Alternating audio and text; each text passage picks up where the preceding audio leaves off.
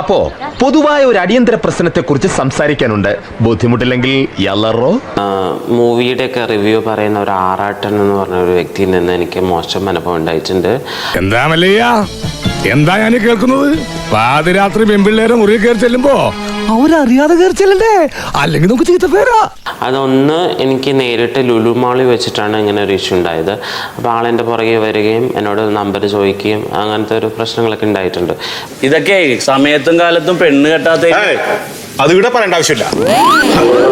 ഇയാൾ എന്താണെന്നും ഏതാണെന്നും എനിക്ക് ആ സമയത്തൊന്നും അറിയത്തുണ്ടായിരുന്നില്ല. ഇയാൾ എൻ്റെ ഫേസ്ബുക്കിൽ ഫ്രണ്ടായിരുന്നു. അപ്പോൾ എനിക്ക് ഫേസ്ബുക്കിൽ മെസ്സഞ്ചറിൽ മെസ്സേജ് അയച്ചു. കല്യാണം കഴിക്കാൻ പറഞ്ഞാൽ കേൾക്കുകയില്ല, എന്നിട്ട് രാത്രി അമ്മ വൃത്തി കാണിക്കാം.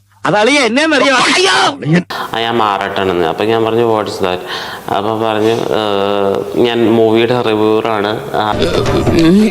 ഇനി ഞാനൊരു സത്യം പറയട്ടെ. വേണ്ട, പറയും. എന്നാ പറ. എനിക്ക് ഭ്രാന്താ, ഒന്നും ഓർമ്മയില്ല. എങ്കിലാ പക്ഷെ ഇയാൾക്ക് നിന്നെ നല്ല ഓർമ്മയുണ്ട്. പിന്നെ ഇടയ്ക്കിടയ്ക്ക് ഇങ്ങനെ മെസ്സേജ് അയക്കും, സിംഗിൾ ആണോ, റെഡി ടു മിങ്കിൾ എന്ന് ചോദിച്ചു. അപ്പൊ ഞാൻ അയ്യോ ആശാനെ, ഈ പറഞ്ഞ സാധനം അമ്മച്ചാണ്, ഞാൻ ചെയ്തിട്ടില്ല. ഈ കുട്ടി തെറ്റിദ്ധരിച്ചതാ. ഇവൻ അങ്ങനത്തെ ഫാമിലി പെട്ടൊന്നുമല്ല. എനിക്ക് ഫാമിലി പോലും ഇല്ല. തെണ്ടിത്തരം കയ്യിലുണ്ടെങ്കിലും കുട്ടി കരുതുന്ന പോലെ അത്ര തെണ്ടിയല്ല ഇവൻ. പിന്നെ കാണാൻ പറ്റുമോ അങ്ങനെയൊക്കെ ചോദിച്ചിട്ട് വളരെ വൃത്തികെട്ട രീതിയിലുള്ള മെസ്സേജുകളാണ് എനിക്ക് വന്നിട്ടുള്ളത്. ഏതോ മിമിക്രിക്കാരെ എന്റെ ശബ്ദം അനുകരിച്ച് നിന്റെ ശബ്ദം അനുകരിക്കാൻ നീ ആരാ സിനിമ നടത്തോ?